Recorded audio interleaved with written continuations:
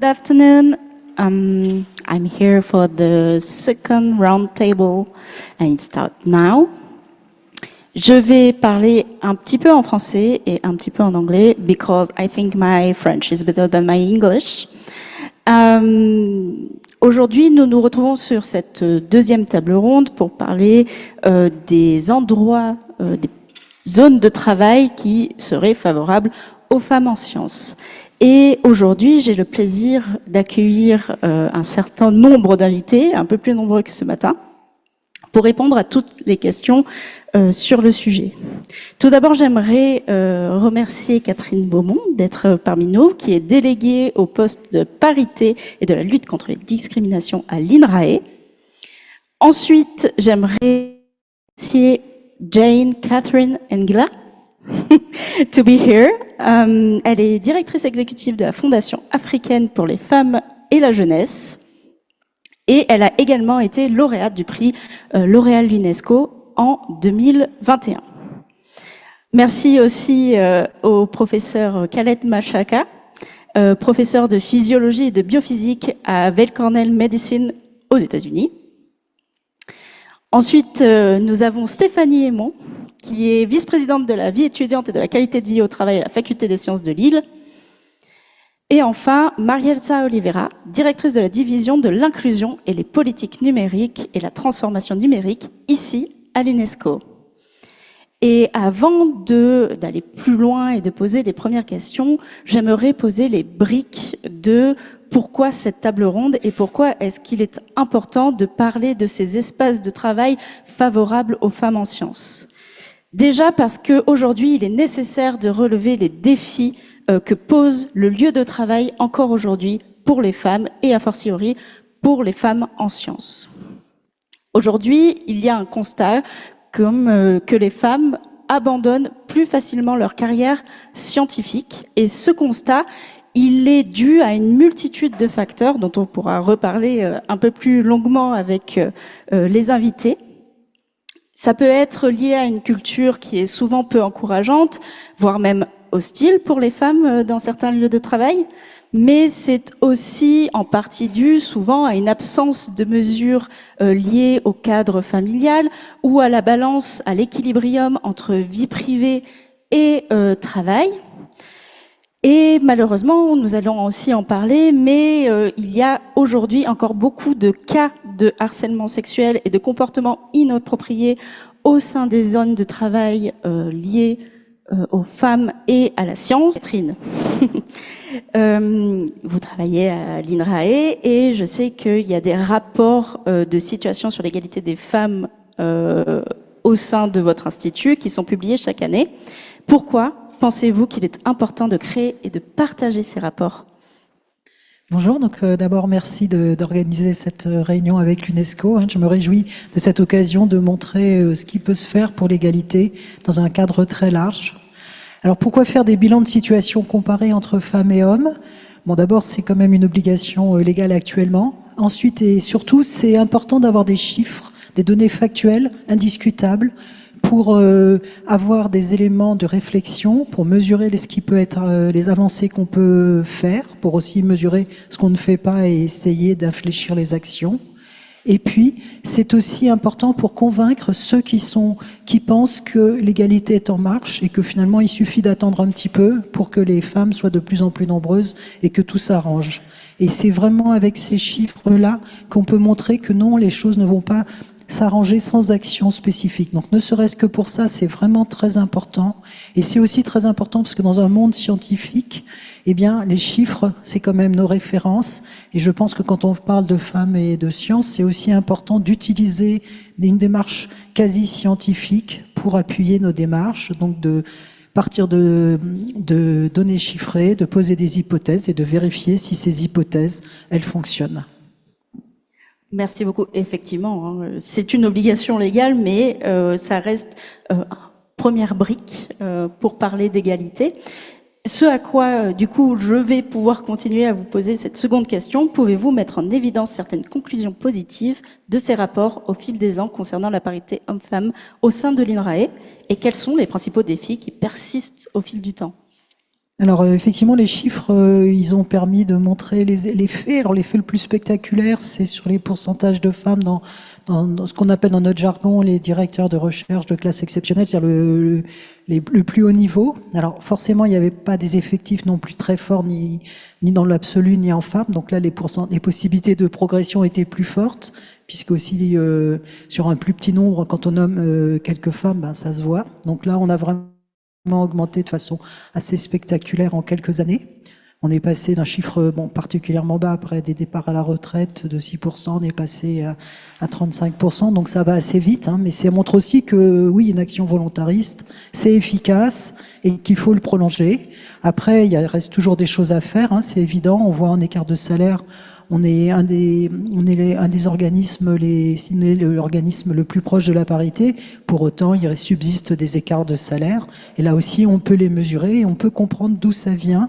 Par exemple, le fait que même si dans la fonction publique, à niveau égal, on a le même salaire, enfin, qu'on soit femme ou homme, et ben, dans la mesure où il y a plus d'hommes dans les corps et grades les plus élevés, ben forcément, il subsiste des différences de salaire. Et ça, c'était pas si évident. Quand on le dit comme ça, c'est pas si évident. Quand on le donne des données chiffrées, ben, ça permet de convaincre et de montrer qu'il faut poursuivre. Et j'ajoute, puisqu'on est à l'UNESCO dans un contexte international, que c'est aussi très important de pouvoir montrer ces résultats-là et servir d'exemple. On en parlera tout à l'heure, mais je pense que c'est aussi très important d'avoir ces exemples et de les utiliser dans ce qu'on appelle les rôles modèles, comme on verra dans la table ronde tout à l'heure. Merci. Effectivement, on verra ça dans la troisième table ronde de la journée. So I'm moving to our second Catherine. You had an impressive career. You are on the African Academy of Sciences and some non-profit organizations. In your opinion, what factor contribute to the existence to the leaky pipeline that I just explained before the first question across all sectors where the gender gap tends to widen as women progress in their scientific careers? No, thank you. Thank you very much for that question. When you look at real life situation, I look at real life very quickly and I see, finish my first degree. Before I could think of my second degree, the first thing was, oh, it's time to get married. Because the society expects, and you know, your parents, my parents didn't ask me about such, but some parents will start now asking, so when are you getting married? Your aunties, your uncles, everybody's asking. So you now have managed to get your first degree, you are university graduate, what else do you want? Get married and have children. So that is the attitude of many families in Africa. But of course, the trend is now changing. And so you realize that the girl is very clever. She has managed to get a first-class honors in their first degree, Bachelor of Chemistry or Biology or whatever. But now there is a conflict. How do I progress society and the expectation? And we used to talk about biological clock, that it is time for me to start having children. So because of this conflict, you realize that then women tend to stay behind. First, let me finish with the family. Once I'm secure, I can now think about the career later. And so many women break there. Of course, during my time, that was very common. I came from a liberal family myself, where my father, I had fought in the, I think, First or Second World War. And so he had traveled, he used to talk about Burma, he fought in the Burma. So because of that, he saw women doctors. And so when he came back, he was telling us, no, I want you to be a doctor. But when you look at the families in that locality, their fathers don't want the girls to proceed because they must dowry. Get married, bring dowry, and then from there the family gets money out of that. I was fortunate enough, I didn't have to go through that. My father didn't see that as an issue. But coming now to the leaky pipes, you realize most of the numbers are showing that the first degree, bachelor, masters, the numbers are getting less. Doctorate, postdoctoral, lecturer, senior lecturer, associate professor, full professor. That trend, the numbers just go less and less. Sometimes very bright women, when they break, for them now to resume later after family, it becomes a problem. I've got so many examples I can tell you. Some of my former students, they come back to me and said, Dr. Angela, you know, I still want to do my doctorate. I'm like, but you did your master's 10 years ago. What have you been doing? Oh, no, I was so busy. I got married, I divorced, I married again. But now I think I need to get, my doctorate. So what can you advise? I want to get back to academia. So that is exactly the numbers. The numbers will get less. The leaky pipe, you understand very well because of the dynamics of society, biases, stereotypes, everything all put together. They make the numbers less as you go up. Thank you. Thanks. Yeah, as I said, it's some very different causes, and society may be the one more known causes of the leaky pipe and the gap of women in sciences. I'm turned on to a lonely man in this stage. Khaled, as professor at Weill Cornell Medicine, what steps have you and your colleagues, of course, and superiors taken to ensure that women scientists can progress in their career in a safe, inspiring way? Sorry for my English. Merci beaucoup pour commencer pour l'invitation. Je vais parler en anglais car c'est plus facile pour moi. So thanks again. It's a great honor to be the only man on the panel. In terms of what we've done at Cornell to advance women's careers, I'll talk in my capacity as the Associate Dean of Research rather than as a professor, because we're able to do things specifically to cater to the career of women. The philosophy that has driven all those changes or programs, if you will, is very simple. If you're going to produce at work, whether you're a man or a woman, you have to be comfortable at home. You have to be able to focus on the work and produce. And so we've done a lot of things. The most important thing is introduce flexibility into the work environment. So we're not going to follow, even from technicians all the way up to faculty. They have the freedom to come and go as they please. Women with young children can take time off, work a few days at home, so on and so forth. I think it's also important to think of the career path in a gender-specific way. Historically, a lot of the academia has been based on the careers of men. For example, the tenure clock is a 6 year after you become an assistant professor. Probably the most stressful time of your career, because if you don't produce during those 6 years, you're done. Your career is over, which you've already invested 10 years to get to that stage.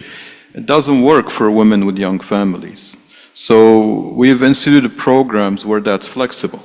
It doesn't have to be 6 years.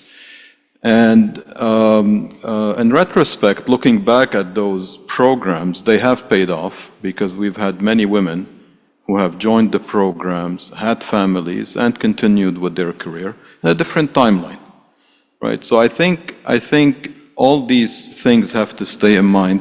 The previous session, Sunshine mentioned a lot of those very important things for women, where you have to be able to support them in terms of childcare, flexibility, maternity leave, so on and so forth. And I think that flexibility pays off on the long term because people feel safe, they feel secure. They're not chasing an artificial timeline that they may or may not reach, particularly based on their family situation. But also, I think very importantly, it's important for the entire environment not to favor women because of their gender, because it could be a double-edged sword. It could be perceived as you're advancing in your career because of your gender. So there has to be equity at the same time, while being sensitive and aware of the personal situation to be able to advance it. Thank you. Yeah, knowing the problems of being a woman is a first step for a more comprehensive workplace, I think. call it a problem, I would call it a plus. yeah, of course. And that's why I move on my last guest. So, Stéphanie, je vais parler en français. Vous êtes en charge de la qualité au travail à l'Université de Lille et une étude récente de la Fondation L'Oréal et d'Ipsos a révélé que le harcèlement sexuel et les comportements inappropriés sont courants. Une femme scientifique sur deux, comme je le disais au tout début de cette intervention, déclare avoir vécu de telles expériences sur leur lieu de travail. En tant que responsable de la qualité de vie et professionnelle à la Faculté des Sciences, comment envisagez-vous de prévenir le sexisme et le harcèlement sexuel sur le lieu de travail, surtout si l'on considère que les étudiants entreront bientôt sur le marché du travail? So first I want to thank the organizers of AFNUS and the UNESCO for inviting me for this day, and I will switch in French also because it's also easier for me. Donc je représente aujourd'hui la conférence des doyens et directeurs d'UFR scientifiques, donc des universités françaises. Alors, la question sur les environnements safe au travail et surtout sur comment on forme les étudiants à ces violences sexistes, sexuelles qui existent encore beaucoup, visiblement, malheureusement. Donc, je vais parler de l'exemple que je connais bien, c'est l'Université de Lille. Donc, on a un comité stratégique chargé de l'égalité, diversité au sein de l'université. Alors l'université de Lille, c'est une très grosse université, hein, il y a 11 composantes, des écoles associées, on a 80 000 étudiants en tout. Donc on a ce comité, il existe depuis 2021. On a parlé de former les étudiants.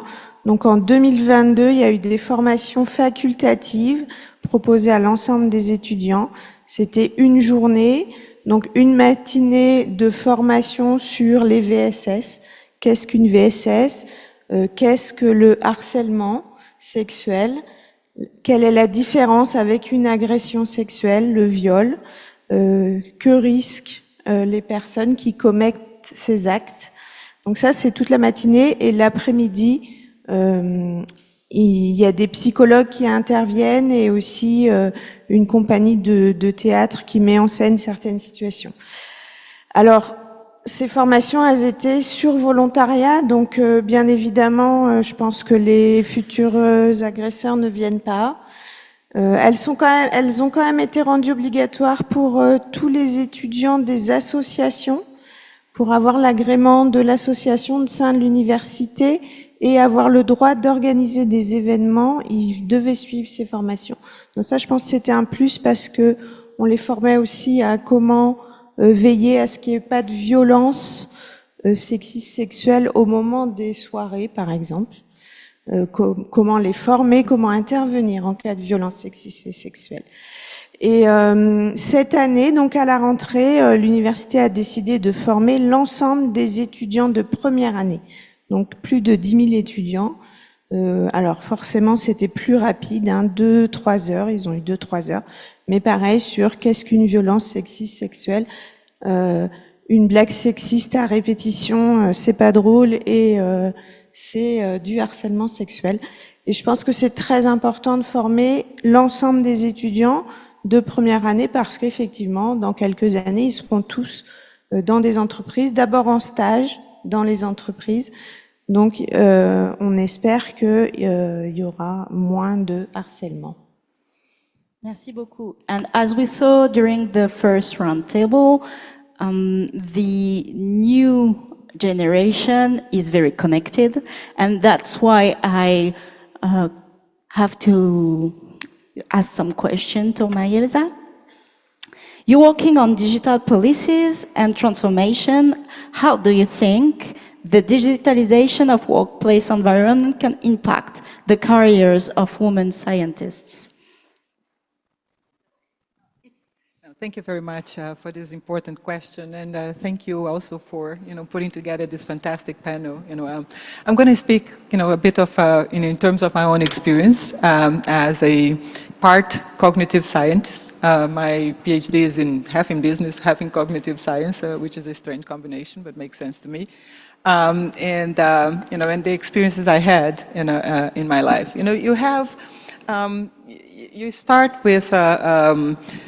Speaking of the leaking pipe, with gendered social expectations as to what is it that women should do or can do, and you proceed from there, and then you enter this kind of a digital, ecosystem. Just recalling one of the key experiences I had in my life. I finished my master's and got accepted for the PhD. I was in the US at the time, so I called home. I'm from Brazil, and my mother, answered the phone, and I was like, "Mom, I got accepted for the PhD," and there was this silence on the other side, and then a very, soft voice. She was like, "But you're already married," and I was like, "Yeah." Indeed, that's not exactly why I'm going to get a PhD. It's for something else. It's not a Mrs. degree. As they say. So you go into a workplace where you actually have, disadvantages in a way. In many different ways. Simple things that women have to cope with that we never think about. For example, I have a climate scientist, a friend of mine, that she tells me that in this area, for women who work on the Antarctica and the Arctic, doing research in freezing conditions, the personal protective gear that they have to use are built for men. So they are tremendously more prone to frostbite and other, types of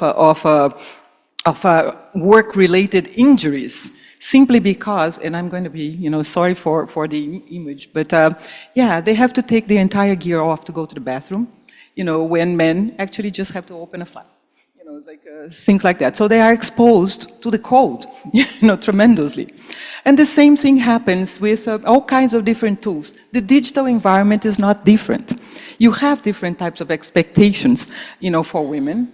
We actually, the word computers came from the fabulous women who, by hand, made the extraordinary difficult calculations that put humanity on the moon.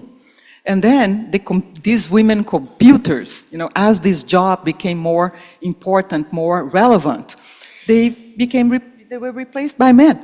Of course, prestigious jobs go to men, of course. In my career, the first lab I worked as a scientist, was a research lab on computer engineering, and there were 1,200 people. Staff in the lab, 100 of them were women, and I would say that 98 were secretaries. So of course, every time I went into a room, it was like, please pour the coffee, please make the Xerox copy, please do this, which is actually an added burden. Administrative tasks that are put on women, in addition to the normal research tasks that you actually have to do, the computing, the technical stuff that you actually have to do. And that is compounded by the fact that when you go home, 54% of the work at home, unpaid work, is done by women. So every time somebody says, "Oh, this is a working woman," I'm like, every woman is a working woman.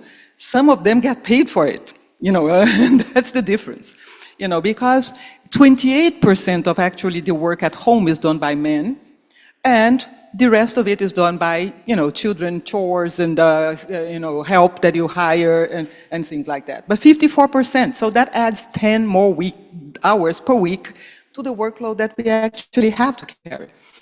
So imagine a woman, working in digital ecosystems that are, in environments that are predominantly male, and where you have, this added burden at home, that you have gender expectations that think it's not so feminine.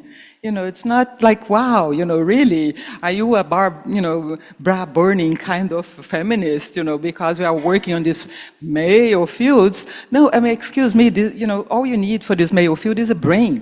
There's no other body part involved. So actually, this is the kind of thing that you should be working on mostly. But digital ecosystems actually offer some positives to women. They allow us flexibilities that we didn't have before, such as, for example, when we can, telework, or we can actually hide behind an avatar and nobody knows that you're actually a woman. Oh my God, a woman in that environment, and that you produce, the kind of work you do. But on the other hand, these environments are also taking away quite a lot of the benefits and social protections that we used to have that extend to women in these environments as well, because quite a lot of it is more gig work as well, and so you don't no longer have the childcare kind of facilitations and things like that enable you to work in these environments. So digitalized workplaces in a way.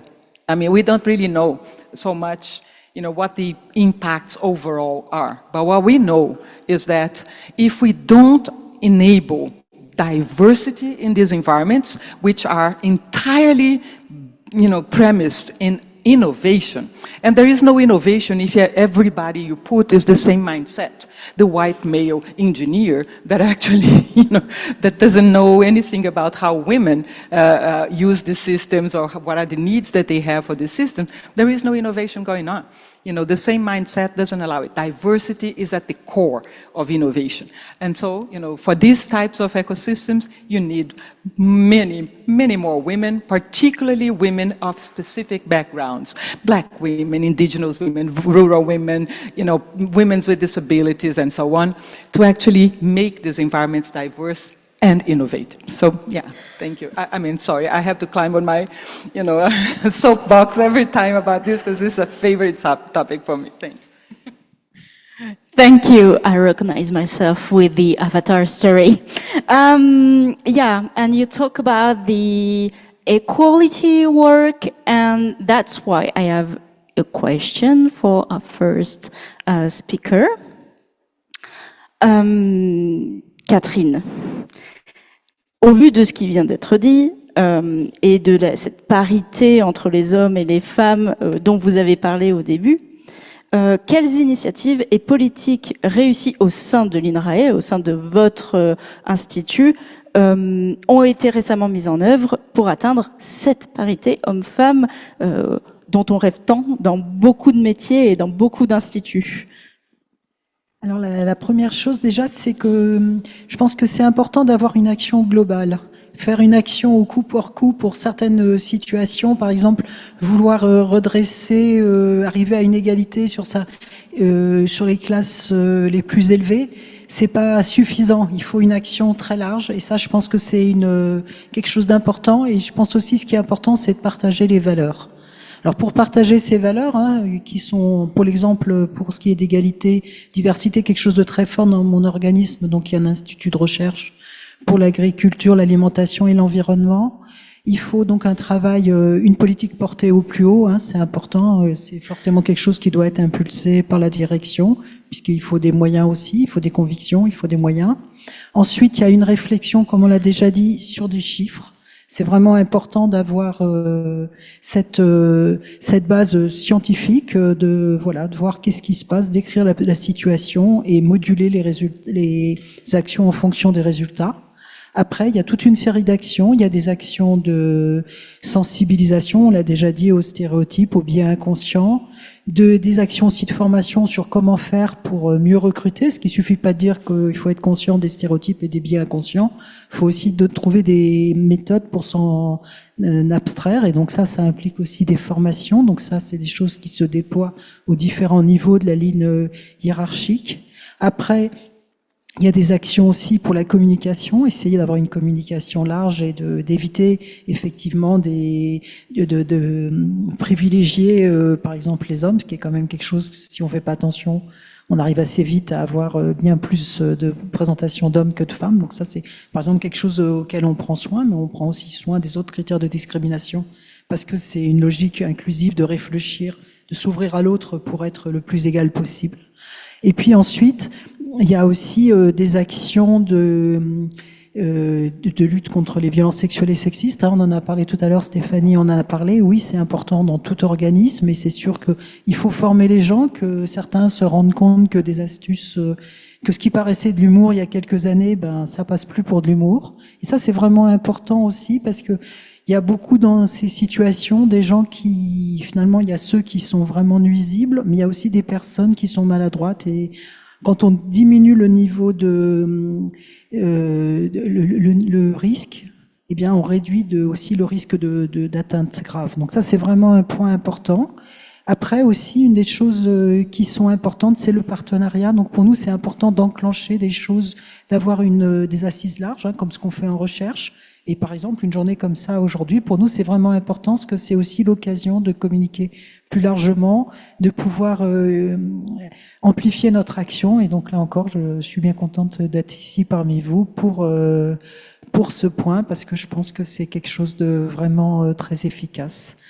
Et donc voilà un petit peu toutes les actions qu'on peut présenter. Si je dois donner un exemple, je pense que par exemple aujourd'hui, on avait l'impression d'aller aider une association d'étudiantes et d'étudiants dynamiques, et on se retrouve ici, et je pense que c'est vraiment un très bel exemple du fait qu'en mettant chacun un peu d'action, un peu d'énergie, on arrive à faire des très belles choses, et je pense que c'est quand même vraiment une clé très importante pour arriver à combler l'écart entre genres. C'est vraiment que chacun fasse ce qu'il peut, parce que je pense qu'ensemble, on peut vraiment beaucoup. Merci. Et oui, merci aussi, vous qui suivez le projet Femmes en Sciences depuis la première édition il y a 2 ans. Effectivement, il s'en est passé des choses. On est aujourd'hui dans les locaux de l'UNESCO, et c'est pas rien de pouvoir parler de ces sujets qui comptent pour beaucoup d'instituts, et pour nous, les futures générations, c'est vraiment quelque chose d'appréciable de vous avoir tous autour de la table. And because we are talking about parity, I want to ask to Jane, you are on the academic scientific institute, and about academies of science, where only 12% of members globally are women. What message do you think this small percentage conveys, and how do you see this unbalanced gender parity in academies of science involved in the future for the best, I hope? Right.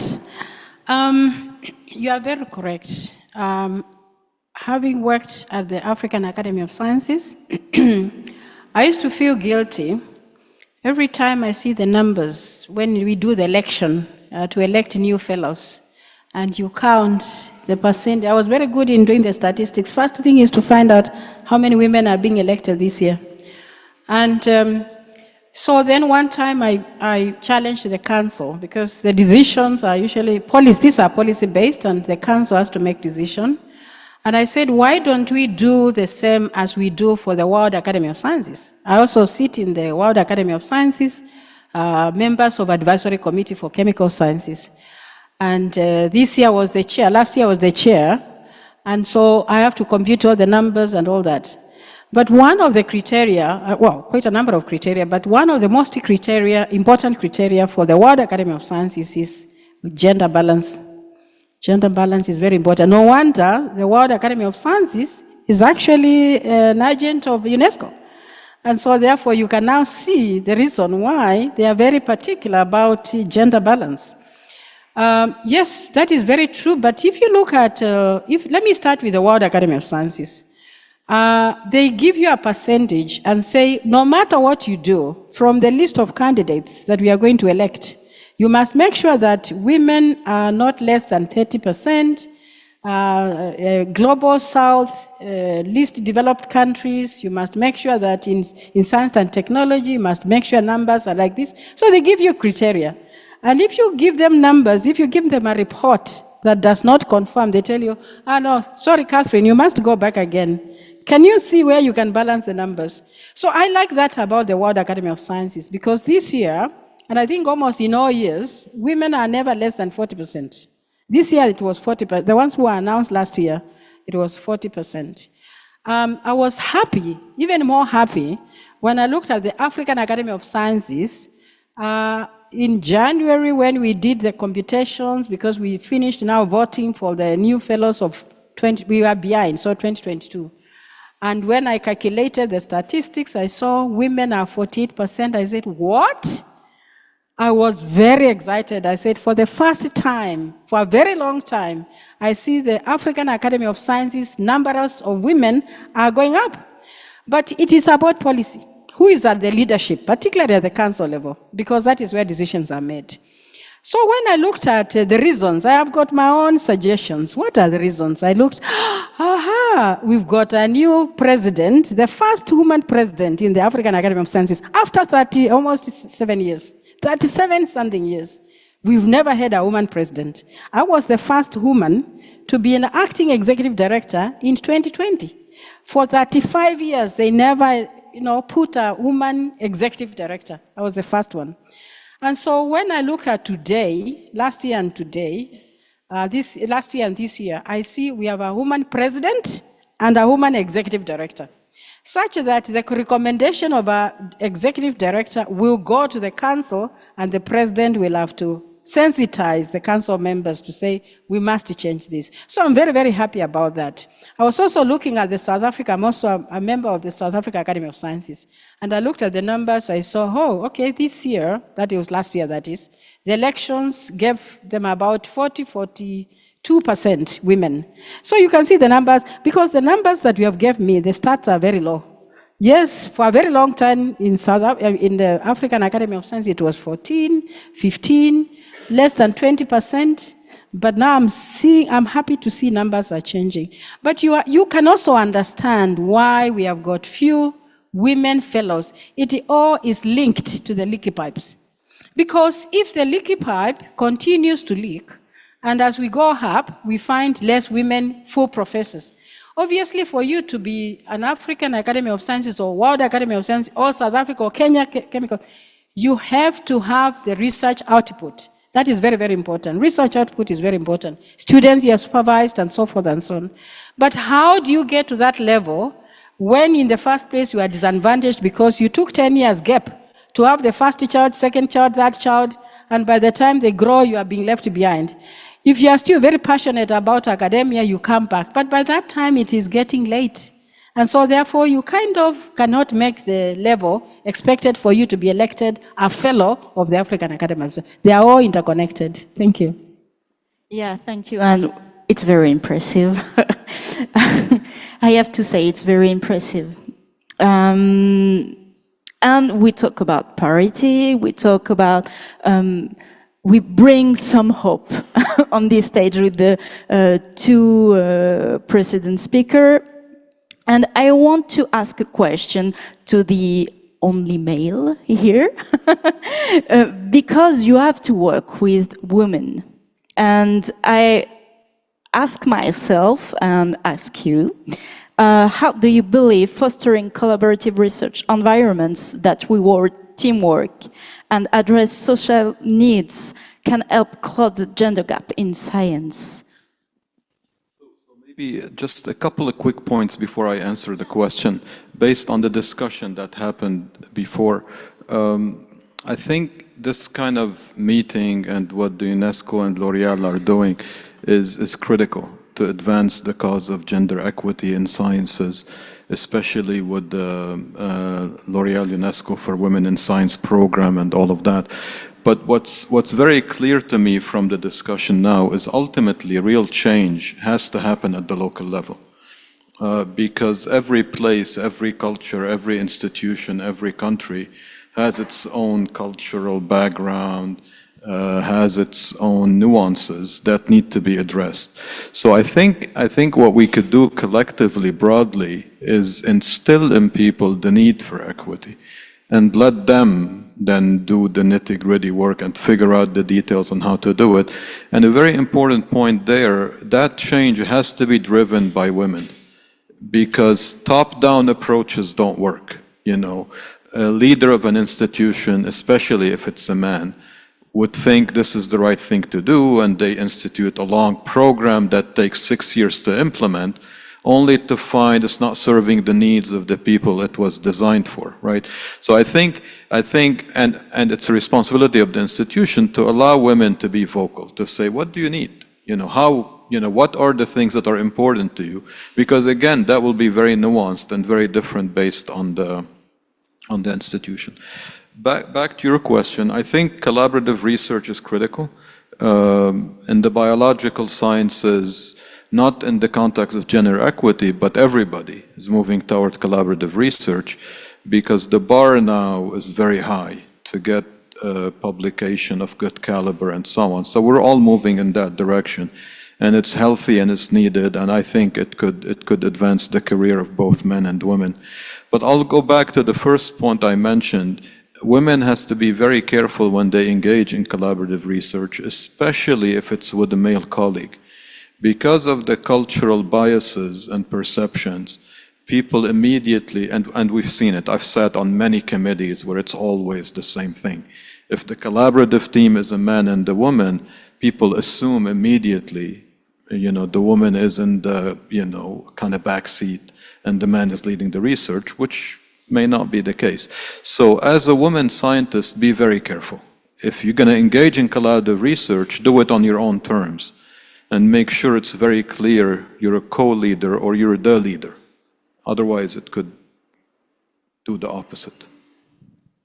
Thank you. Yes, the scientific words tend to be more collaborative, and I hope so for women and men. I will speak in French now. On a parlé donc de parité et je vais revenir au point sur le harcèlement sexuel connu par les femmes, notamment en sciences, mais de manière générale. On dit souvent, et c'est vrai, que les victimes de harcèlement sexuel se sentent souvent mal à l'aise lorsqu'il s'agit de parler de leur expérience ou même de la dénoncer.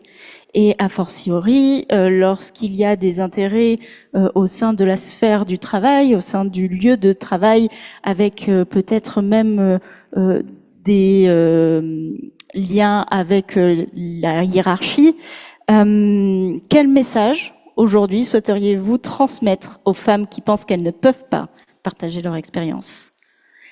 Vaste question. Effectivement, c'est une question qui n'est vraiment pas facile, la question de la libération de la parole. Alors, il y a eu des mouvements dans la société, hein, quand même dernièrement, MeToo, qui a libéré, peut-être pas tellement au niveau professionnel, au niveau des universités, au niveau des sciences. Moi, je voulais juste dire que c'est une obligation légale, je vais revenir au niveau des universités, des établissements de formation de l'enseignement supérieur. C'est une obligation légale de mettre en place des cellules d'écoute et d'accompagnement pour les victimes de violences, pas seulement sexistes et sexuelles, hein, et que aujourd'hui, 90... Alors, c'est une obligation qui date seulement de 2018. Il y a des universités qui en avaient bien avant. Aujourd'hui, 90% des universités ont une cellule d'écoute et d'accompagnement. Donc, mais si on regarde les quelques chiffres, hein, que j'ai notés, on a quand même une étudiante sur 20 qui se déclare victime d'agression sexuelle, une sur 10, pardon, victime d'agression sexuelle au cours de ses études. Alors, c'est pas spécifique aux sciences, hein, ces chiffres-là. Une sur 20 victimes de viol au cours de ses études. Et alors, une enquête réalisée à l'université de Paris 7 a montré qu'il y avait 4 sur 5 victimes qui en parlaient à leurs proches. mais seulement 1 sur 10 à l'administration. Et 2 étudiants sur 5 qui pensent que parler à l'administration ne sert à rien. Donc ces chiffres, ils font froid dans le dos, je trouve. Il y a 2 enjeux derrière ça, c'est d'informer les étudiants sur ces cellules qui existent. Et également, le deuxième enjeu, c'est d'instaurer la confiance. Mais instaurer la confiance, ça se décrète pas. Donc, il faut que les faits plaident aussi en faveur des administrations et montrer que même que aller parler au niveau de ces cellules d'écoute donne lieu à des sanctions et que on ne met pas ça juste un affichage. Voilà, on a une cellule, c'est bien, mais il faut derrière qu'il y ait des faits. Donc, on a une grosse responsabilité et à nous de la saisir. Alors moi, je dirais qu'il faut que les victimes n'hésitent pas à dénoncer. C'est pas facile, voilà, pour elles, mais ça permet aussi de faire avancer les choses, de faire reconnaître les agressions et de s'en protéger et également de protéger d'éventuelles autres victimes. Donc voilà, c'est mon message. Saisissez-vous de ces cellules qui sont qui garantissent la confidentialité et qui vraiment accompagnent les étudiants, mais aussi le personnel. Hein, c'est pas que les étudiants. Ils les accompagnent dans les démarches. Les victimes peuvent avoir envie de témoigner, mais ne veulent pas forcément entamer des procédures. Il y a un respect de chaque personne. Merci pour cet important message qui, j'espère, trouvera écho aujourd'hui. Ça fait vraiment froid dans le dos, c'est terrifiant, hein, ces chiffres quand on les entend. Et comme on a dit, les nouvelles générations vont avoir tendance à se déplacer aussi vers les activités numériques. C'est pour ça que je vais me retourner une nouvelle fois. Mais peut-être pour parler du numérique d'une manière un petit peu plus positive, puisque cette fois-ci, j'aimerais parler d'intelligence artificielle. So yeah, we talk about that the new generation will be more on numeric environment. And I want to talk about more positive way of numeric. And I want to ask you a question. I hope it will be more good to hear that the terrifying percentage said before, but with the AI, the artificial intelligence, being a growing topic of interest, would you say that AI will have a positive or negative influence on helping women advance in their scientific careers? No, thank you. That's a very good question. It's a mixed, bag, let's say, right now. You see artificial intelligence enabling quite a lot of positives. Quite a lot of positives in terms of, the advancement of scientific careers. For example, you have the new collection of generative AI technologies, that enable, for example, summarization and fast summarization and extraction of ideas from a vast amount of text. For example, that enables women, scientists, to actually, work more effectively, more efficiently, so that they can do better in their careers. But that actually is an advantage that is also given to men, so it's not exclusively to women, but, of course, that helps women as well. So artificial intelligence can also help us prepare, with targeted and custom and career development pathways, and training and other elements like that.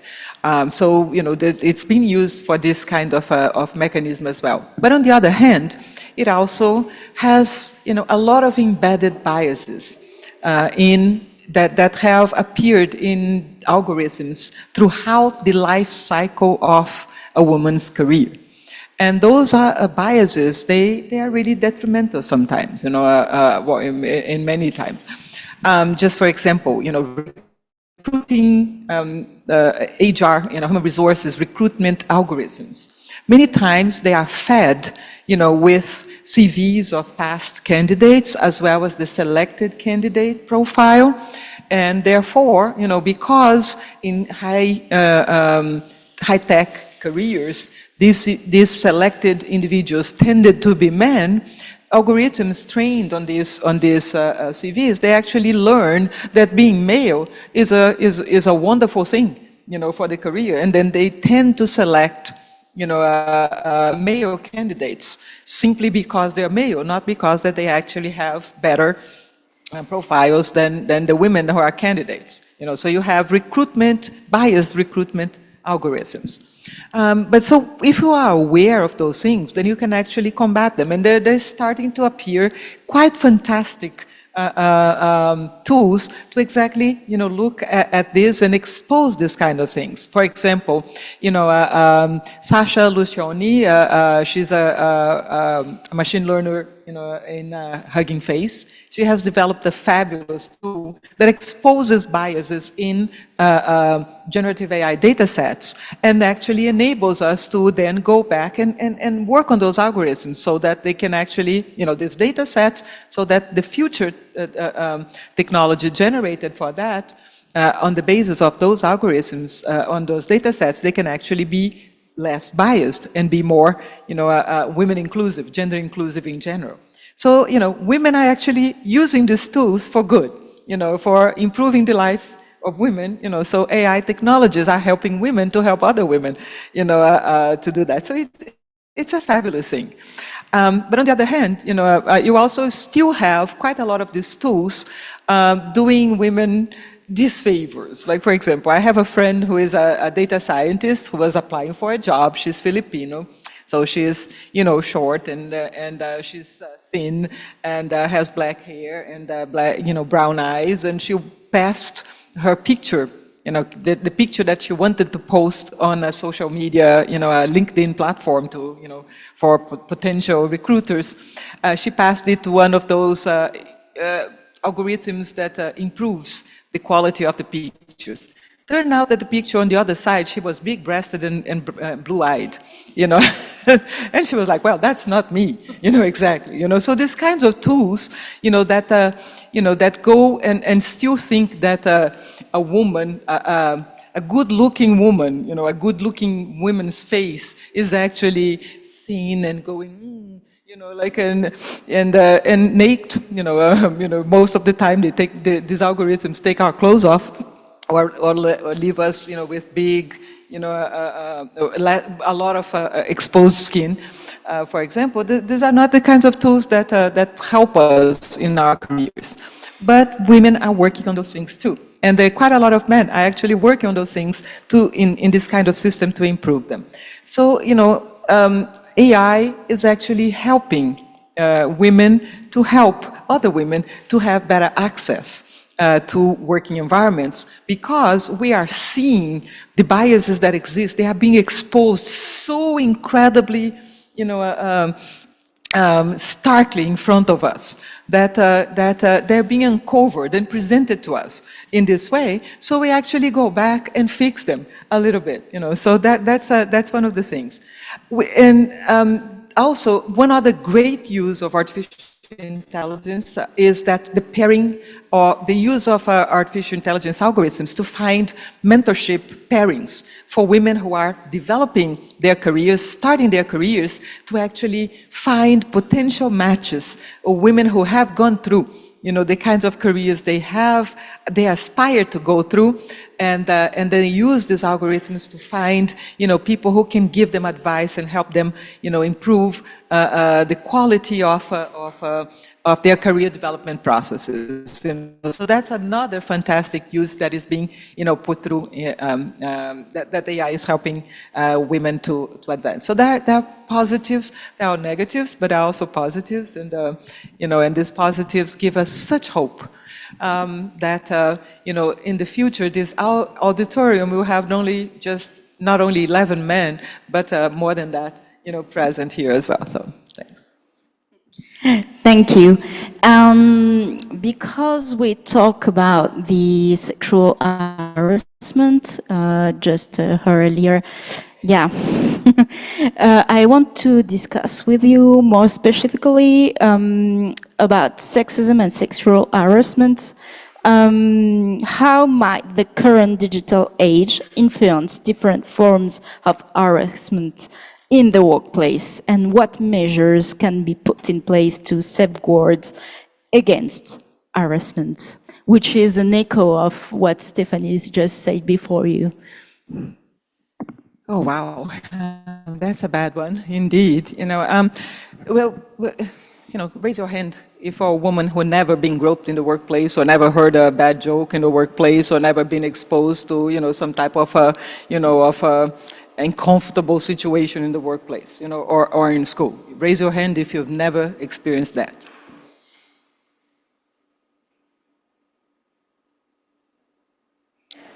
That's what I'm talking about. Harassment has ever existed, and we've been exposed to this. But the bad thing about the digitalization processes is that it's creating new forms of harassment, new forms of harassment and and victimization of women at work. So just as an example, I'm vocal in social media in terms of human rights. And gender rights and the rights of other people. Well, that makes my DMs, the direct messages, that I receive quite, let's say, strong, and I receive all kinds of comments and threats, about, how, stupid I am, or how ugly I am, or how whatever it is, because I raise my voice in defense of certain people. And every woman that I know that is active in social media in these areas is cyberbullied. Is cyberbullied constantly, and it's a way of expelling us from the social media presence, and making our lives in social media difficult and unpleasant, so that we stop being present and silence our voices. That is, research that UNESCO has done also for women journalists. 73% of the women journalists online actually are cyber harassed. And the worst thing is that because they are harassed online, they are recognized, in real life, what we call in IRL, and in real life, and the online violence becomes physical violence in real life. These women are actually attacked. And the same happens to women scientists, particularly those working in climate action. The 2 years ago, 261 climate activists were murdered. And a disproportionately high number of those were women, because they raise their voices in defense of the environment, and they have the backing as a scientist to prove, to argue effectively about that. They are harassed online and then, physically attacked in real life. That's a terrible thing. That's a terrible thing. Teachers, professors are harassed because they actually, ask, for mask mandates in school to protect the lives of their students and themselves and their colleagues against pandemics and things like that. They're harassed and, attacked because of that. That is not a thing. That's cyberbullying in action. That's what it is. But then, beyond cyberbullying, we actually have other things, deep fakes. You saw Taylor Swift the other day, being, you probably heard the news about the deepfake of her sexually explicit deepfake of Taylor Swift. Well, that's a tactic that is used to silence the voices of women who are active in social media spaces. Deepfakes that are generating, pornographic images of women as a way to humiliate them, to expose them, to silence them, to shame them, to embarrass them out of the work that they actually do. And then you have also digital surveillance technologies that enable, even worse types of harassment, such as, for example, because data is collected about us so strongly, then it enables doxing. Doxing is the act of exposing the address and the personal data of women, particularly, women who are involved in issues such as climate change or, pandemic combat and things like that are controversial in media, that then end up being exposed, and people come to their doors and threaten their families, their kids, and so on. And worse than that, if you complain, there is also something called scatching, which is actually the act of using a woman's voice, pretending that you are a woman, a specific woman, and today deepfakes are even make it very easy for actually to do that, with the face and the voice of a specific woman, to actually make police reports that then bring the police to your door. And because when the police arrive, there's no case, they get mad and blame the woman for that. So there are different types of mechanisms that digital technologies enable to increase the harassment of women. But one of the things that I'm super proud about is that UNESCO does quite a lot of work in this. This is the work of the communication and information sector. It's called Technology Facilitated Gender-Based Violence in the Era of Generative AI, who examines the kinds of different elements that generative AI enable to create gender-based violence. So what are some of the techniques that we can use to combat these kinds of things? And we also have, of course, our recommendation on the ethics of artificial intelligence that recently, a couple of days ago, big tech companies have said that they will abide, that has a special chapter specifically talking about ethics in relation to gender equality issues in artificial intelligence. So we need to abide by those and enforce and implement those, and the voices of women have to be raised for this to end. We cannot add another level of harassment, another type of harassment to the myriad ones that we already have to face. So, we work together. That's the good thing about women. We band together, we work together, we raise our voices, and this, has to stop. Thank you. Thank you. There is some issues to move on and to improve women in science careers. And that's what I want to ask to Jane a question about her post. In your current role as Executive Director of the African Foundation for Women and Youth, how do you support women scientists in reaching leadership positions? Thank you very much.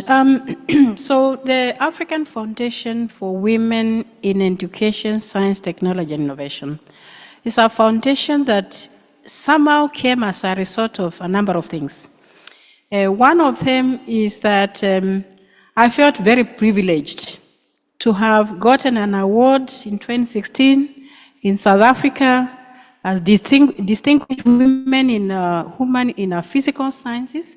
Then the following year, the African Union, again, I got recognized, I got an award.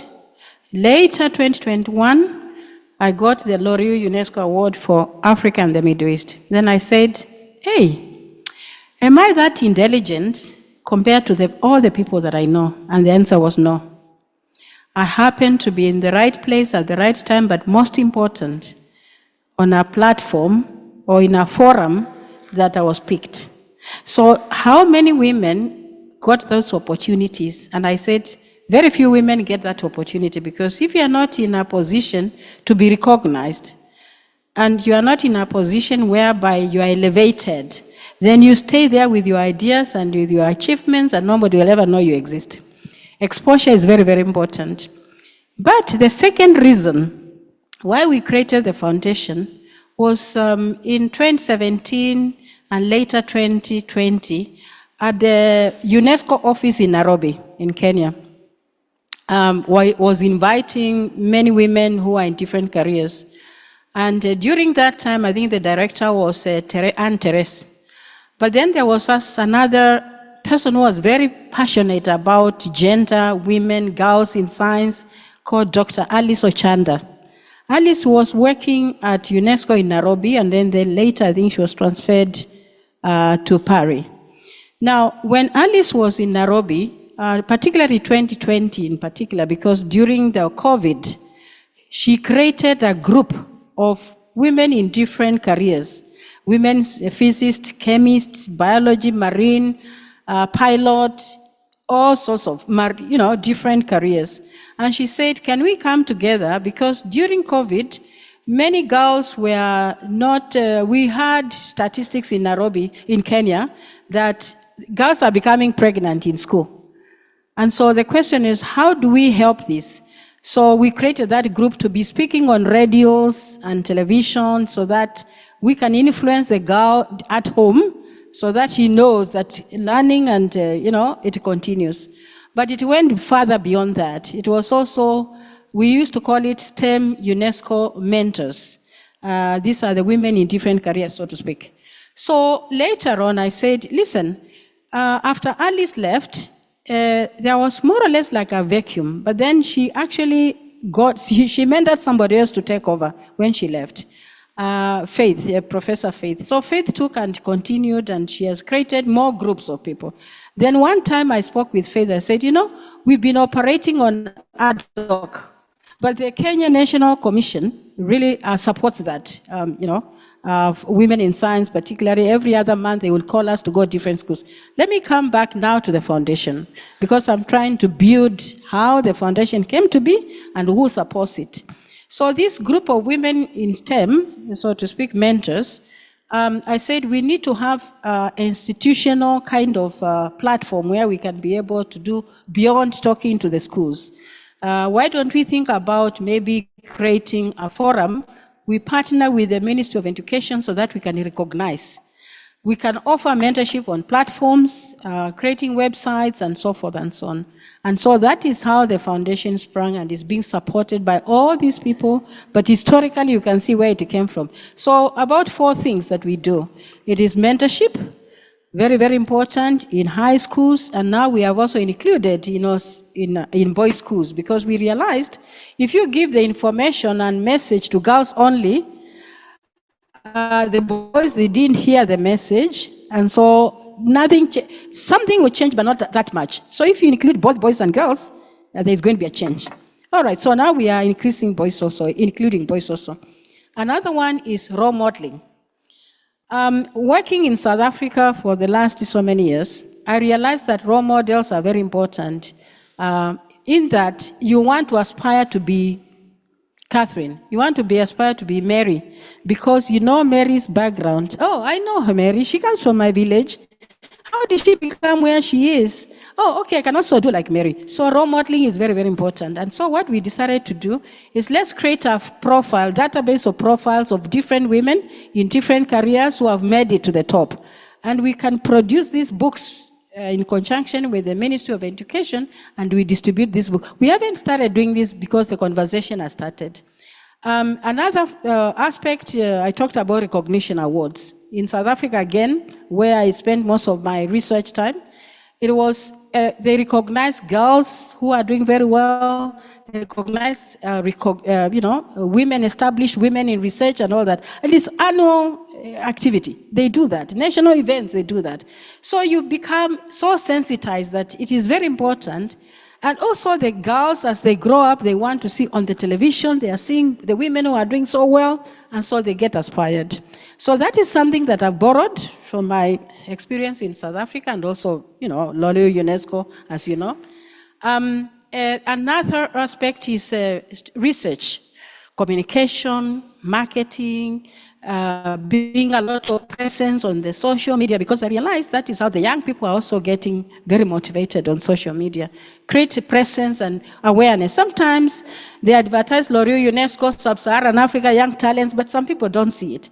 So if I treat and they follow me, they also see that. Now I've started seeing a lot of people writing to me in box.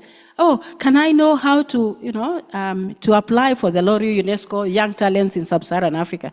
So these are some of the areas that we are thinking about, creating database, role modeling, mentorship, recognition, and so forth and so on. And we have started the journey, and it's moving. It's not going to stop. Thank you. Thanks. I totally understand what you you say because I was in charge of the mentoring at AFNUS. So yeah, mentoring is very important, and I encourage you to stay for the next roundtable to more understand the role model and what these the importance of role model for young women and for young girls and science. Well, yeah. One quick thing, so you may not know that, but the word mentor it starts with men for a reason. You know, it was created specifically exactly because it was for us to learn from these fantastic men who actually, for people to learn from men who had been accomplished. So, usually I love when people call it the women-toring, So. Yeah, let's tell woman touring. So, yeah, I love this. So we talk about careers and women science careers, and I want to ask to Stéphanie, so in French. Comment percevez-vous la progression des femmes étudiant les sciences au niveau universitaire au fil des ans et quels changements avez-vous observé et qu'envisagez-vous pour l'avenir finalement, un peu dans la lignée de ce que vient de nous expliquer Jane? Alors, je vais pas être très optimiste sur ce que j'ai observé. Je trouve que dans mes amphis et les salles de TD, je suis maître de conf en physique, enseignante chercheuse en physique. Ça n'a pas beaucoup évolué. Et ce n'est pas seulement une impression si on regarde les chiffres. Donc, je vais donner quelques séries de chiffres. Donc, en sciences, actuellement, en France, il y a 49% de femmes dans les formations universitaires scientifiques. Alors 49%, on peut penser que c'est merveilleux, hein, on est quasiment à la parité. Sauf que, alors en fait, en 10 ans, ça a augmenté de 2%. On est passé de 47 à 49%. Et il y a une très forte disparité selon les domaines.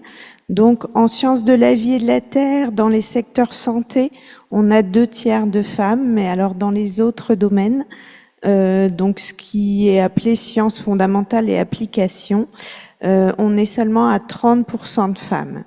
Et on est passé aussi en 10 ans de 28% à 30%.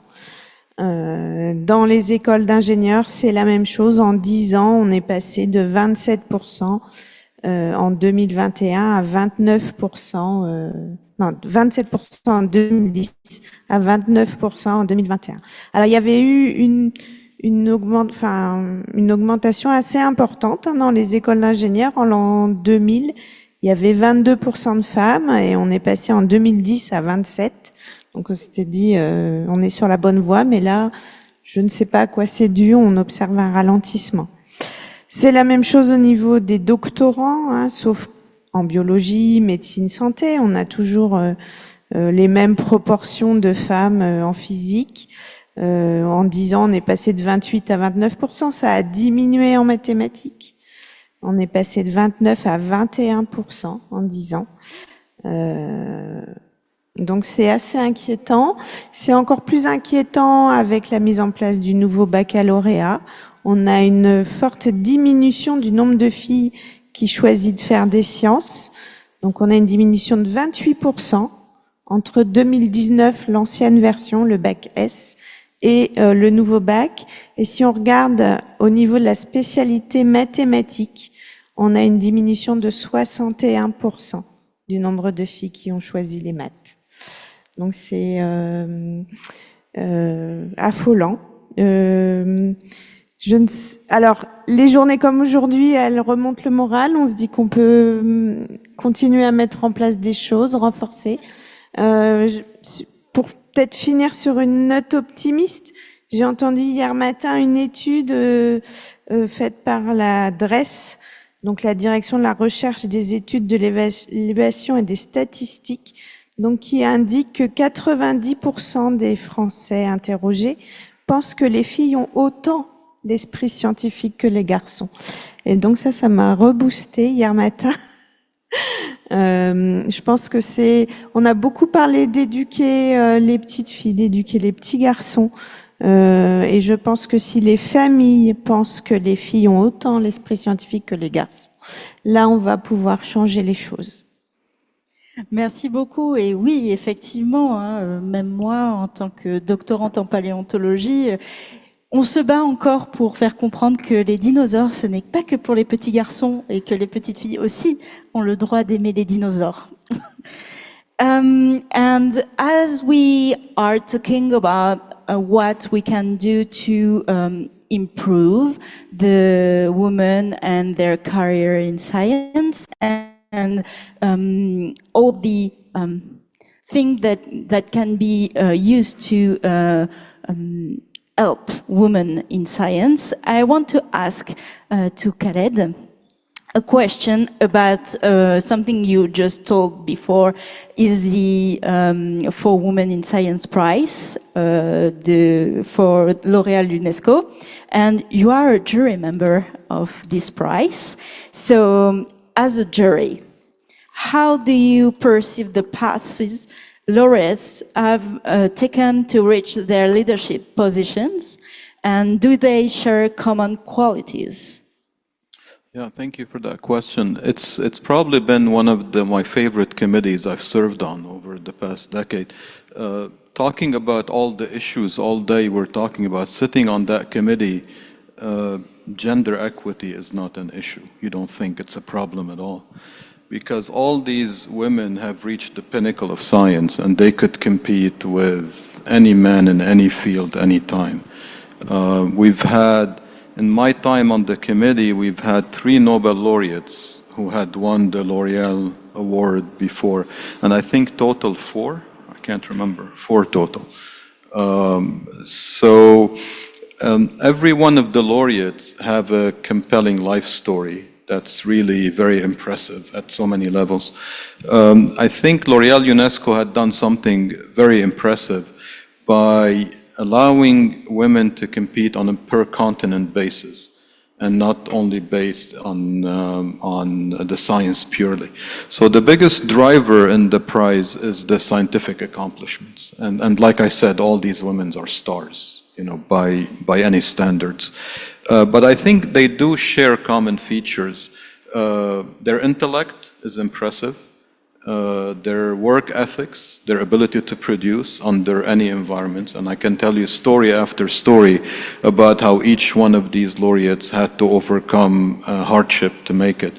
So for me, it's very refreshing because we spend the whole day talking about problems, but despite all of that, we have women scientists who have made it to the top despite all of this. And like I said earlier, they can compete with, I mean, some of them won the Nobel Prize. I mean, what more can you do, right? So yeah, I think there are characteristics that it's common to all of them. They're smart enough, hardworking enough that they would succeed anywhere, anytime. And maybe Catherine can comment some more as she's one of those laureates. Yeah, this is my second question for Catherine, because she is a laureate of L'Oréal UNESCO Prize. So, on your experience, do you know some qualities required for the prize, or have you some things to share with us about this prize and to be an impressive woman with an impressive career? And yeah, the stage is yours. Thank you very much. So the L'Oréal UNESCO award scheme, like you said correctly, it recognizes women, research output is very, very important. It also recognizes women involvement in advocacy. Have you mentored students, postgraduate students, supervising students? Are you interacting with the industry, funding, raising funding, and your connectivity in terms of your global footprint and things like that? So they look at all these things. And so like you said, that the women, they have made it not because they are in a small group of women, it's because even in a mixed group, both men and women, they will also shine in that particular area in terms of output, research output. And again, this is these opportunities, there's linked, also it is very much linked with access. If you ask me, if I was in Kenya during the time I got the output for the last 20 years, I would probably not have gotten the award. It's because I went to other universities in South Africa, University of KwaZulu-Natal, University of Johannesburg, and I got funding from the National Research Foundation, I got funding for water research, got funding from Council for Scientific and Research. So you get different fundings, you supervise many students, you are trying to come up with novel nanotechnology for water, that was my area, trying to produce fibers and membranes to filter water, and so forth and so on. It is because I had access to infrastructure, to advanced labs, to mobility funding to move around and go visit other laboratories, borrow ideas, network. What you said was very important, that always you have to be very careful when you network. You don't want to be always the secretary taking notes. If the collaboration is between a man and a woman, it's like the man must take the higher stage and the woman take notes. No, so you have to be very strategic and intentional about it, such that in collaboration you are an equal partner. You have to also think you have to be the first author, all right? If it is, of course, the students, make sure the students also take the credit for the research that they are doing. So when you do your collaboration partnership, you have to be very intentional, because it will come back to haunt if you take the second backseat. So all these are factors that the L'Oreal looks at. And even when they are looking at the regional balance, they also look at the regional balance, Africa and the Middle East as one group, Europe, the Americas, the Pacific, and the Asia Pacific, Australia, New Zealand, and so forth and so on. So these are all regional balance, also output, and what impact you are making in terms of your research field. Particularly, impact is very, very important. What is your research for? What are you going to do with your research? So these are aspects that the L'Oreal looks at, L'Oreal UNESCO looks at. Thank you. Maybe one more quick point. In addition to recognizing women scientists who are stars, a very important point that was mentioned again and again on the panel is the idea of role models. And it's a wonderful way to create role models. And again, because of this, its geographic disparity, it's not in a particular area where countries have more funding or more access to science. Even in countries where scientific funding is not good at all, this program creates role model that young women and girls can follow and aspire to. So I think it's very important. Thank you. So we have time for a few questions in the room. If you need, yes. Hello, I'm Angélique Sanchez. I'm a gender officer for the Institute for Quantum Physics and Quantum Optics in Innsbruck, Austria. So first, thank you all for what you're doing, because it's amazing and it's really necessary. My question is, I always feel the person in the room here are already aware, and it's really difficult to get, as I think, Stephanie, you said, people who are not aware to come to those trainings. So how can we do that?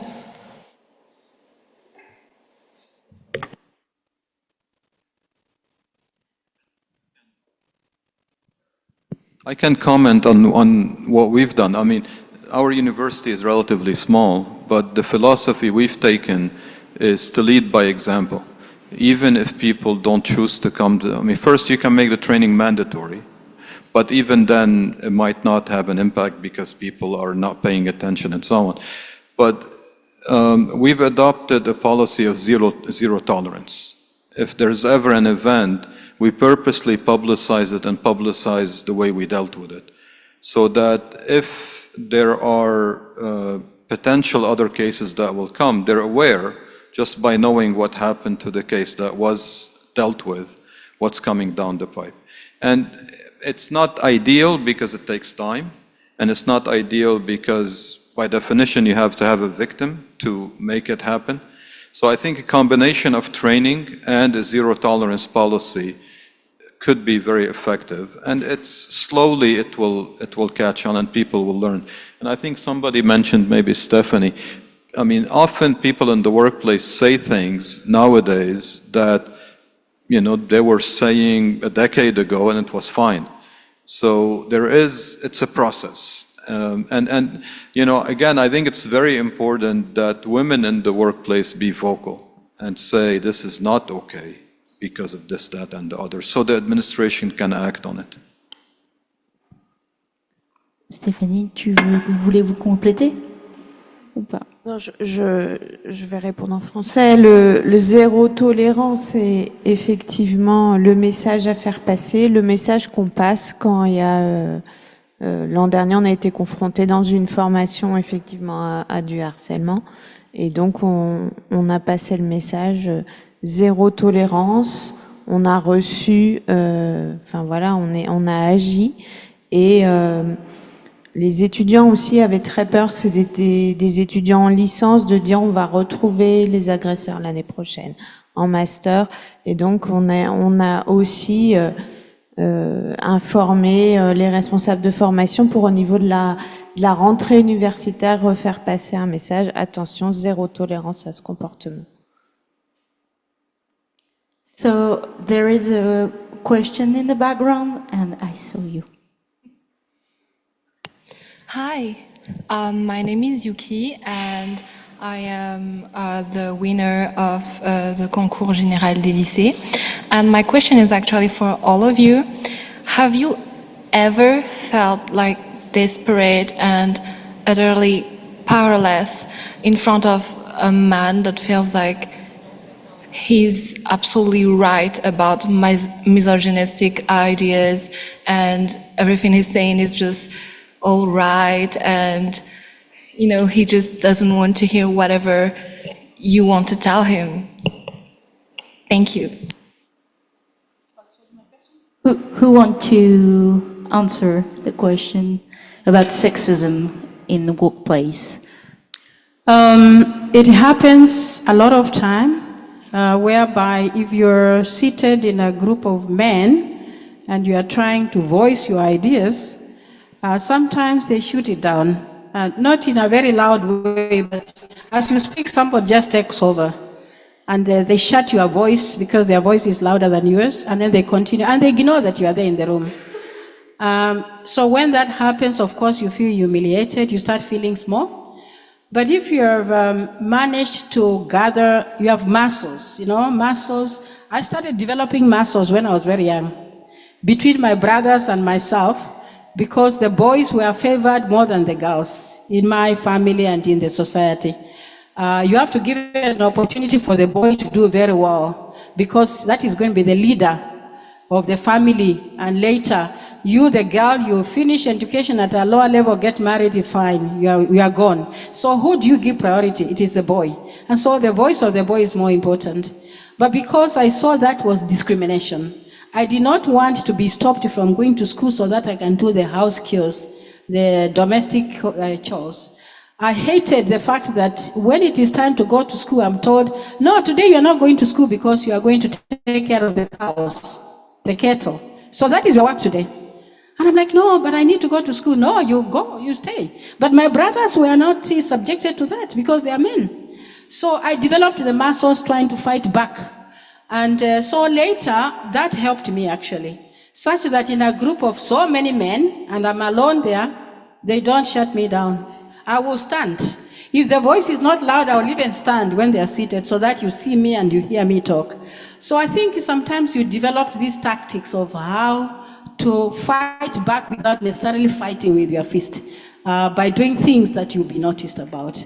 So I think to answer or maybe to advise the person who has the question is that look at subtle ways in which you can make your voice to be heard without necessarily removing your clothes.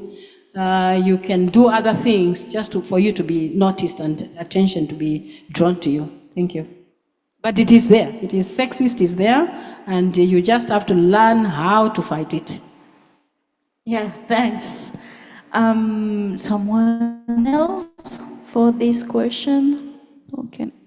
Yeah, but for the present question, if Je voulais you juste have rajouter ce qui a été dit, c'est l'importance des études qui montrent les chiffres.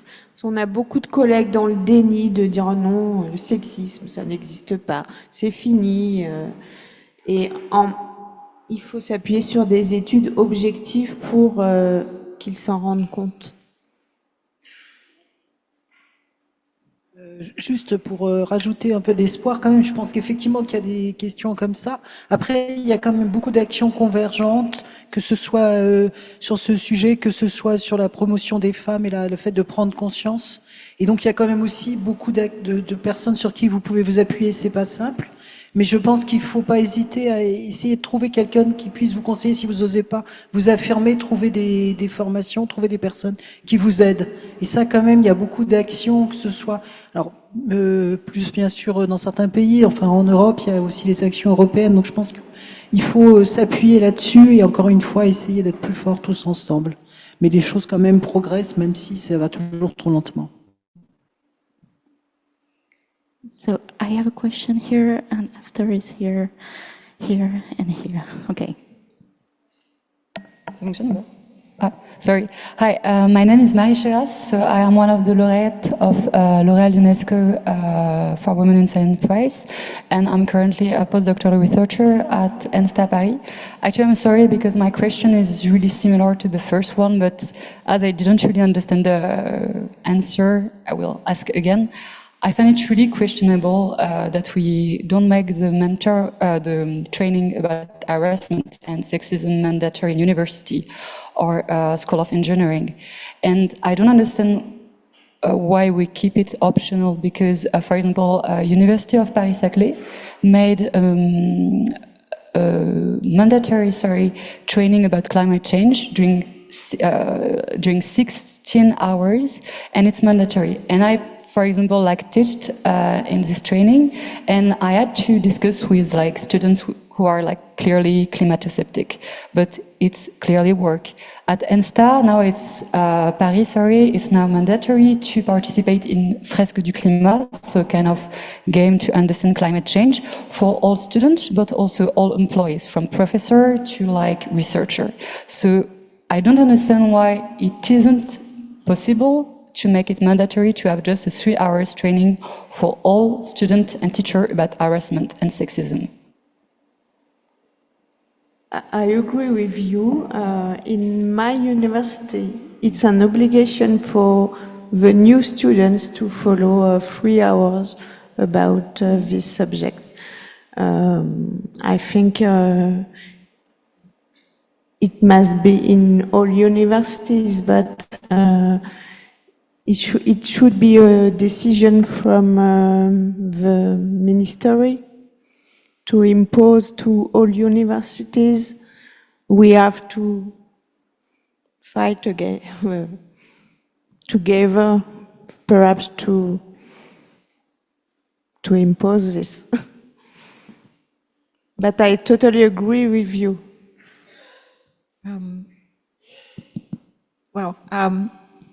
I think the training is absolutely necessary and should be mandatory everywhere, not only in universities, but in every workplace. You saw that every single woman here present, everyone, kept their hand down, and I said, raise your hand if you have never. So every one of us have gone through this, everyone. And still, it goes on. It goes on not because of a lack of training, because I'll bet that at least a good proportion of the women present have been to universities where training is mandatory and that they have received this training, their colleagues have received this training, and they still went through it. And it's not about training; it's about impunity. It's about the fact that this is. The kind of harassment that we go through is usually laughed at. Oh, boys are boys. Let them be boys. That groping, that jokes, that things like that are not taken seriously. Although it's perhaps one episode, is one thing. The cumulative effect throughout your life, your professional life, your life in general, is to really be, it takes away your capacity to really fight back. Do not get that capacity. Do not give it up ever. Raise your voice. Make sure that you denounce it. Make sure that your colleagues are aware of it, and make sure that that you create the networks that prevent this from happening, as well as when it happens, that takes action around it. It's the only way. It's not about training. Only training is just the awareness raising part, and 3 hours of training. And let's be frank. Like I pointed it out before, but there are over 100 people present in this room, and 11 are men. This is just the kind of thing that would happen. When training is made available, the women go, and learn how to, that all about the things that they already know from experience, but the men don't. We need. It's not just enough. Training is not enough. Action is what moves the world forward, raise your voice every time. So I'll add to that. Maybe I agree fully with what's been said, but if I may rephrase your question, I wouldn't say it's not possible. It hasn't happened in your institution yet because the administration has chosen not to do it. But it's up to you as a group. If you feel it's important enough, lobby the administration, force them to do it. And if you think training is not enough, push further. But organize yourself. Don't run by yourself to the president of the university because they'll blow you off. But it's a group that says, no, this is important for us and we need to see it happen. With time, it will happen. But again, it goes back to what's been said earlier. If things are important enough, organize yourselves, lobby for it, and you can make it happen. Yes, and I want to add something, because with the AFNUS, so if you are a student in science, we have some people to help you to raise our voices to the administration and to the politics. So don't hesitate to send a message, send a mail, ask for help. We are here. Yes. My question would be related to science communication on social media, because I've been working with that for the past 4 years, and when comparing the comments on videos from female creators and male creators, there's a huge discrepancy since, like as mentioned by Mariela, usually in female videos, a great part of the comments are related to their appearance or harassing them. So regarding of this issue, how can we still incentivize girls and women to speak up about STEM on social media if they're subject of this kind of treatment that is so hard to regulate and will prevent them to continue posting and reaching more people in the platform? Thank you. No, thank you for this question. If anybody knows the answer, please tell me, because we would love to have that, as our policy. I'm kind of joking, but women who are in the eyes of the public, they have to grow a thick skin. From politicians to journalists to scientists to celebrities to of any kind, every time you are in the eyes of the, in front of the public, you are actually exposed to this kind of treatment. And you're absolutely right. The kind of a gender difference that exists in how a man or a woman is attacked, in social media is huge. And it's funny, to me, in particular, how I tend to receive the ugly kind of comments. It's about my appearance. And for men, it's about their, perhaps their lack of obvious face of masculinity, but intelligence. It's about their position in life versus a woman's appearance. It's really a tremendous difference, and you have to kind of learn how to cope with that. It's the price. It's a terrible price we pay for being in the eye of the public. But what we need to do is really find ways to regulate, platforms, because different platforms have different approaches to how their terms, what their terms of service will allow. And some of them rely on freedom of speech kind of logic, and of course we need to protect freedom of expression. However, the freedom of speech idea that you can say whatever you want, and should not be curbed, it's not true. Article 19 of the International Covenant for Civil and Political Rights places clear, limits, within the law and proportionality on what can be said, and attacking somebody's, dignity, etc., is not. It's one of the things that should be curbed. So obviously, we need some way of making sure that this kind of thing is curbed by the platforms themselves, and there has to be a mechanism for showing whether this is being, accountability for this kind of behavior on the platforms are actually, being taken up. So platforms should have clear terms of service. They should, transparently inform when these terms of service are breached. They should be accountable and hold accountable their users for this kind of egregious breaches of terms of service. And because it's not only terms of service, it's human rights, and every single country in the world, is a subscriber to the universal, Declaration of Human Rights. It's part, it's part of it, and therefore we are, literally, should all be working towards, ensuring gender equality and, dignity for all women, around the world. So that their platforms are not exempt from that. They should be, upholding this just like any other, place. So yeah, we should be very vocal about that too.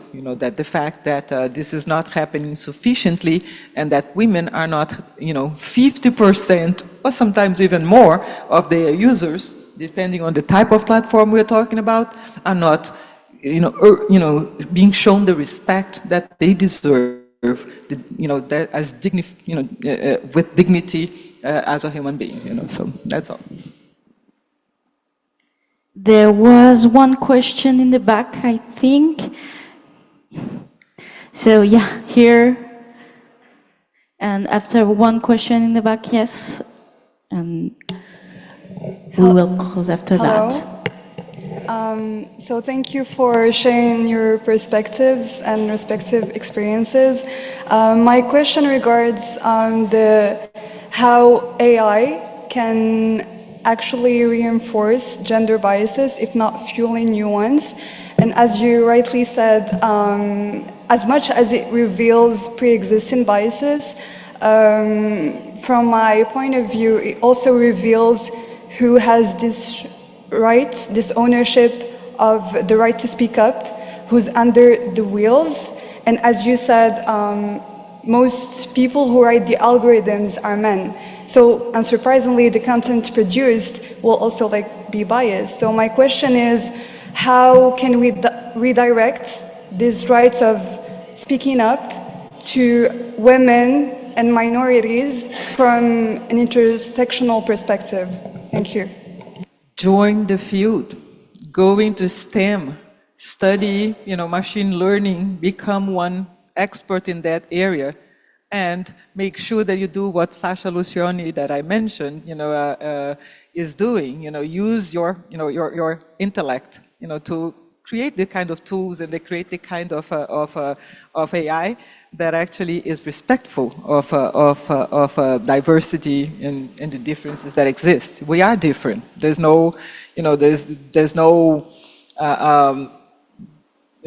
Obviously, this is true, but we are equal in the rights of the, in terms of our rights, You know, we are different in our appearances, in our religions, in our origins, in our educations, in our social level, you know, social backgrounds and whatever it is, you know, etc. But we are equal in the rights, you know, in terms of the rights that we have. And, you know, that's what, you know, it absolutely should be respected, you know, and so, you know, do not let this idea that algorithms, you know, because they are biases and that because they are men, you know, the men create them, etc., that chase you away from this field. That actually should be exactly the reason why massive numbers of women join this area, because we need to put back, you know, the women, you know, in front of this of these technologies, at the forefront of these technologies, so that they actually, you know, what is developed in respect to women, you know, and any other vulnerable, marginalized, exposed group that there is out there, you know. So. Yes. Bonjour à toutes et à tous. Je vous remercie pour ces échanges avec mes deux collègues ici présentes. Nous représentons le service CARE, le service de développement de carrière de l'Institut Pasteur. D'ailleurs, l'Institut Pasteur est le premier institut de recherche en France à se doter d'une direction dédiée à la diversité, l'équité et l'inclusion. C'est tout récent. Ma question était destinée à Madame Catherine Beaumont, car Madame Coraline Montariol indiquait que vous aviez atteint la parité à l'INRAE. La question, c'est est-ce que vous avez atteint la parité au poste de responsabilité, et ou du moins avec toutes les actions mises en place, même à Lille, est-ce que vous avez pu constater une augmentation du nombre de femmes qui postulent à des postes à responsabilité, car les inégalités persistent énormément, les inégalités de genre au poste de responsabilité. Merci. Alors on est arrivé à la parité au niveau global. Donc l'Institut, on est à 52% de femmes, donc 48% d'hommes. Au niveau des postes, donc comme je l'ai dit tout à l'heure, au niveau directeur de recherche, on n'est pas encore à la parité, mais on augmente. Mais on n'y est pas encore, mais on est 10% au-dessus de la moyenne du ministère quand même. Donc on voit que voilà, il faudra encore quelques années pour y arriver, mais on bouge vraiment de façon quand même notable.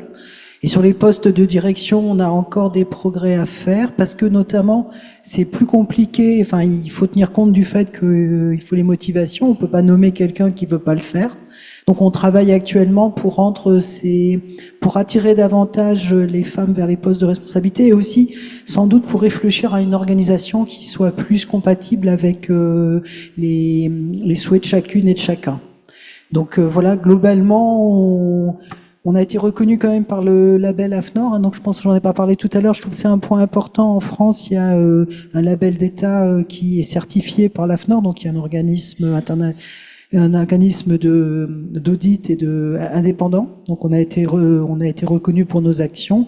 Mais oui, bien sûr, tout n'est pas parfait, mais quand même, voilà, on a des actions qui sont intéressantes. Et si vous voulez, on pourra en discuter un petit peu à la pause, parce que je ne vais pas embêter tout le monde avec trop de détails. Alors moi, je vais parler de la faculté des sciences et technologies plus que toute l'université de Lille. Donc on est une nouvelle équipe décanale. Depuis 1 an et demi, on a une doyenne, donc à la tête de la faculté des sciences et technologies, qui est une informaticienne. Donc, et dans l'équipe décanale, on est aussi à parité. Alors c'est sûr, il y a encore peut-être sur des choses, formation, vie étudiante des femmes, recherche un homme, des choses encore comme ça, mais voilà, on est quand même à parité dans l'équipe. Après, au niveau des promotions, des femmes qui passent prof, DR, on n'est bien évidemment pas à la parité. On n'est déjà pas à la parité en termes d'enseignants-chercheurs. Donc ça, c'est aussi quelque chose de difficile d'imposer des quotas quand le vivier n'est pas présent. On ne peut pas le respecter. Faire une parité dans les conseils de faculté, c'est compliqué aussi quand on a 20% de femmes enseignantes-chercheuses ou chercheuses de rang A. C'est compliqué de demander 50% de femmes qui est dans les listes. Donc ça se fait, mais c'est compliqué. Et au niveau du recrutement. On est attentif à ça. Alors, on est sur des petits effectifs. On recrute peu. Donc, faire des moyennes sur même 2, 3, 4 ans, c'est sur des petits effectifs. Donc, ça, alors, il suffit d'en recruter 1 sur 2 pour dire on a recruté 50%. Mais si jamais on n'en a pas recruté, on est à 0. Donc voilà, mais ça progresse, et notamment l'université est très attentive et fait des statistiques voilà sur ses recrutements et sur ses promotions. I checked the time. One very tiny question. Okay, so yeah, in the front. Oui, je voulais revenir sur la particularité des mathématiques, parce que et je vous en remercie, vous avez signalé la baisse drastique du nombre d'élèves en lycée qui choisissent de faire des maths depuis le ministère Blanquer. Alors, nous avons à nouveau une femme au poste de ministre de l'Éducation nationale en France. Qu'est-ce qu'on peut faire pour redresser la barre? Parce que, en ce qui concerne les mathématiques, nous avons un enseignement qui est très favorable à l'élite, mais l'élite féminine internationale n'est pas vraiment remarquée. Je rappellerai qu'il n'y a qu'une seule femme qui a obtenu la médaille Fields depuis sa création. Il y en a 2 maintenant, oui, exact. Mais enfin, sur combien? Et donc, effectivement, en faculté, j'y étais il y a pas mal de temps, il y avait très très peu de femmes qui étaient professeurs de faculté. Je constate qu'en collège, il y a une majorité d'enseignantes, alors qu'en lycée, ça s'équilibre, et qu'à l'université, c'est plutôt masculin. Alors, comment faire pour obliger les ministres à accepter la parité dans ce domaine, puisqu'on reconnaît que les femmes sont tout aussi capables? Alors, je crois que tout ce dont on a parlé depuis ce matin s'applique aux mathématiques, c'est-à-dire créer des modèles de mathématiciennes, intervenir dès le plus jeune âge. Hein, on a montré, il y a plein d'études que dès le CP, hein, il y a une différence qui se crée entre les filles et les garçons en maths. Si vous donnez un exercice, vous connaissez sûrement hein, une étude, si on donne le même exercice en disant à certaines classes, c'est un exercice de géométrie. L'exercice est mieux réussi par les garçons. Vous donnez le même exercice dans d'autres classes en disant c'est un exercice d'art plastique, enfin c'est de l'art plastique, les filles le réussissent mieux. Donc dès le plus jeune âge, on a travaillé. Donc je pense qu'effectivement, ce qu'on a dit, les modèles sont vraiment très importants. Après, ça, c'est des choses qui vont se faire refaire doucement, hein, parce que là, on a perdu 20 ans, on est revenu à des chiffres d'il y a 20 ans au niveau des maths. Je pense qu'il faut intervenir aussi beaucoup au collège, parce que finalement, on fait beaucoup de choses dans les lycées, les stages de seconde, où on fait venir les étudiants à l'université. Mais quand ils viennent, ils ont déjà choisi leur spécialité. C'est presque trop tard. Et je pense qu'il faut vraiment intervenir dans les collèges. Okay. I want to add one other point to what needs to be done in order to bring back women, to professions, to academic high tech, or STEM fields. One of the things that is terrible about academia is that by the time you finish your PhD, and if you join a tenure track, position, tenure track takes usually 7 years. So you finish your PhD. When I finished mine, I was around, I was like 31 at the time, so then you have 7 years to actually pursue tenure.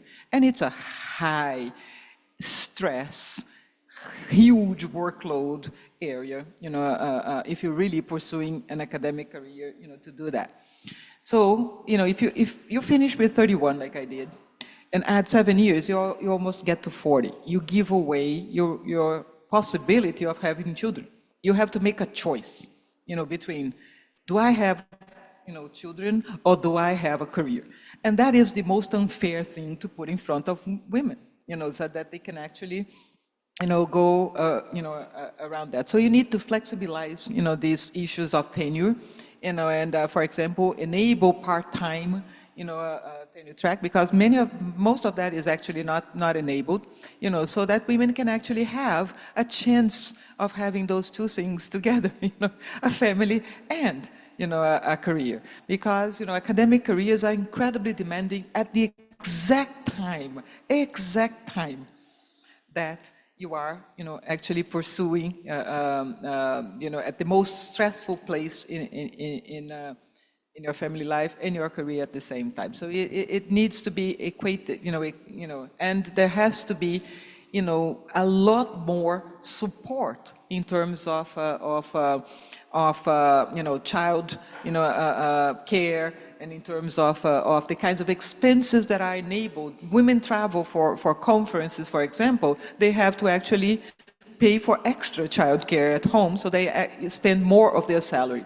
If a male colleague does that, oh yeah, mommy stays home and does that, for them. So there is no actual expense, involved. So that kind of inequality, even if it looks sometimes gender neutral, is actually the kind of thing that prevents women from having the career that they do. And they leave because, if you want to make a choice, do I have, a family, do I have a career? Careers, you can have many, but the family window is very short, so. Thank you, and thanks to all for your attention. I have to close this roundtable because the time is running. But if you have some question for our guests, be sure they are very pleased to answer you during the coffee break. We are back here for the third roundtable at 12:04, I think, or maybe at 4:20. Yes, at in 20 4:20, minutes. yeah. Yes, 15 minutes for the coffee break. And it's for the roundtable 3 about the role model. Thank you.